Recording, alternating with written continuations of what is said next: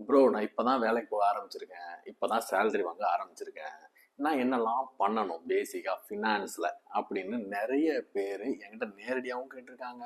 இல்லை உங்கள் மனசுலயும் அந்த மாதிரியான ஒரு சந்தேகம் இருக்கும். பெரிய விஷயம்லாம் ஒன்றுமே கிடையாது. ஃபர்ஸ்ட் நமக்கு தேவை என்ன? ஒரு பேக்கப். பேக்கப்னா என்ன?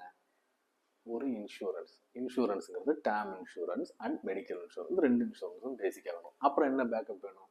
ஏதாவது ஒரு எமர்ஜென்சி அப்படின்னா திடீர்னு கையில் காசு இல்லாதனால எங்கேயாவது போய் கடன் வாங்கிடாம இருக்கிற காசு யூஸ் பண்ணுறதுக்கு ஒரு பேக்கப் வேணும். ஸோ அதுதான் எமர்ஜென்சி ஃபண்ட், அதையும் ரெடி பண்ணிக்கலாம். பேலன்ஸ் காசு மிச்சம் இருந்துச்சுன்னா எங்கேயாவது இன்வெஸ்ட் பண்ணலாம்.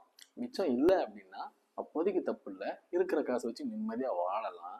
வாயை கட்டி வயிற்ற கட்டி சாப்பிடாம எந்த இதையும் அனுபவிக்காம அந்த வயசை வேஸ்ட் பண்ணணும்னு எந்த அவசியமும் கிடையாது. அது எவ்வளோ பெரிய ஃபினான்ஷியல் அட்வைசர் சொன்னாலும் நான் ஏற்றுக்க மாட்டேன்.